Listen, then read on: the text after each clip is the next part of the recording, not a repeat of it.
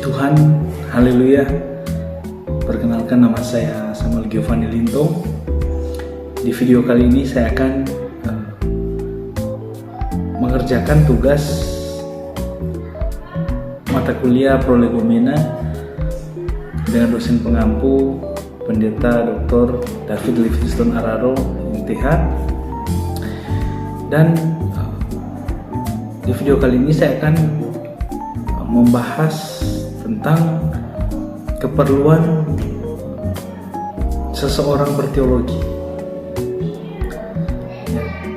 Di sini ada 5 faktor yang saya akan jelaskan. Faktor yang pertama, karena dengan berteologi memberi penjelasan tentang kekristenan. Dalam 1 Petrus 3 ayat 15, saya akan bacakan ayatnya. Tetapi kuduskanlah Kristus di dalam hatimu sebagai Tuhan, dan siap sedialah pada segala waktu untuk memberi pertanggungjawab kepada tiap-tiap orang yang meminta pertanggunggan jawab dari kamu tentang pengharapan yang ada padamu, tetapi haruslah dengan lemah lembut dan hormat. Jadi maksud dari ayat ini, kita harus menjelaskan pada orang lain tentang kekristenan.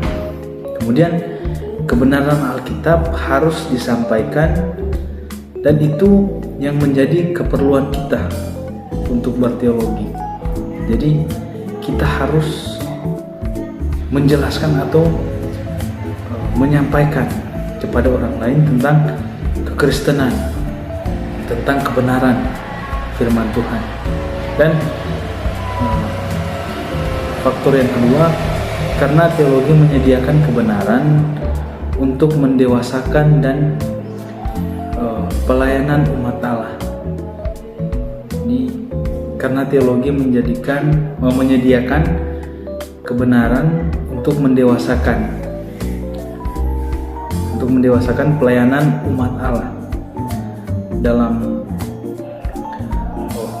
2 Timotius 3 ayat 16 dan 17, di sini dikatakan bahwa segala tulisan yang diilhamkan Allah memang bermanfaat untuk mengajar, untuk menyatakan kesalahan, untuk memperbaiki kelakuan, dan untuk mendidik orang dalam kebenaran.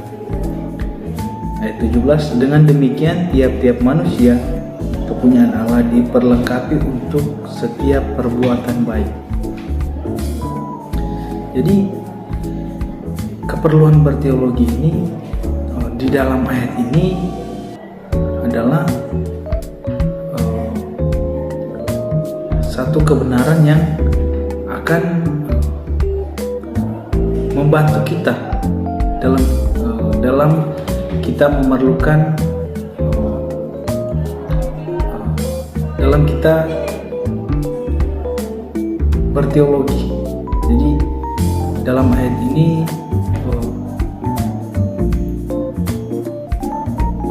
kita akan dibantu agar supaya dalam kita menyampaikan kebenaran itu tidak tersampaikan dengan sia-sia, akan tetapi kebenaran yang kita sampaikan itu menjadi berkat kepada orang lain. Dan teologi juga membantu pelayanan gerejawi. Dalam keperluan berteologi juga membantu pelayanan gerejawi. Dan faktor yang ketiga, seseorang menentukan relasinya dengan Tuhan. Teologi yang benar akan membantu kita lebih dekat dengan Tuhan. Jadi teologi seseorang menentukan relasinya dengan Tuhan. Ketika kita berteologi dengan benar, teologi itu akan membantu kita untuk semakin hari semakin dekat dengan Tuhan. Atau ketika kita berteologi dengan benar, teologi itu akan membuat kita setiap hari berada dalam hadirat Tuhan. Dan faktor yang keempat, teologi mempengaruhi pengalaman Kristen. Dalam Matius 9 ayat 29, lalu Yesus menjamah mata mereka sambil berkata, jadilah padamu menurut imanmu. Jadi ayat ini diartikan bahwa dalam kita berteologi, kita harus yakin dan percaya bahwa kebenaran firman Tuhan itu adalah satu kebenaran yang berkuasa. Jadi dalam keperluan berteologi, kita harus perlu yakin dan percaya, agar supaya nantinya dalam kita menjalani satu pelayanan, kita tidak bimbang, karena kita yakin dan percaya bahwa Allah yang kita sembah atau firman yang kita sampaikan adalah benar-benar berasal dari Tuhan, dan firman yang kita sampaikan itu adalah firman yang berkuasa.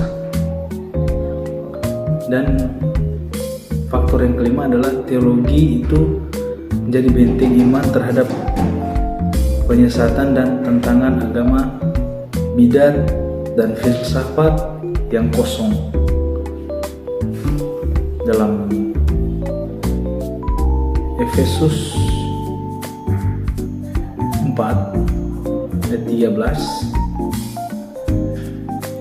sampai kita semua telah mencapai kesatuan iman dan pengetahuan yang benar tentang anak Allah, kedewasaan penuh dan tingkat pertumbuhan yang sesuai dengan kepenuhan Kristus.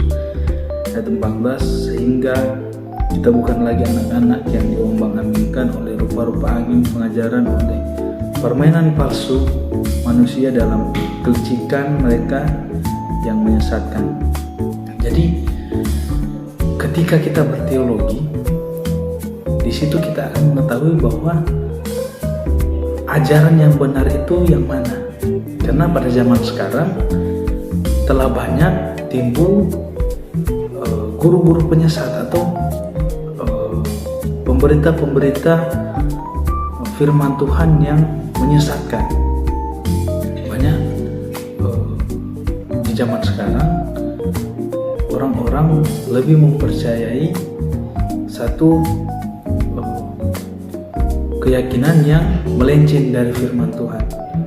Kebanyakan umat-umat Kristen sekarang mereka mempercayai keyakinan-keyakinan yang di luar kebenaran firman Tuhan. Jadi dalam kita berteologi, kita akan mengetahui bahwa kebenaran mana yang benar dan mana yang tidak benar.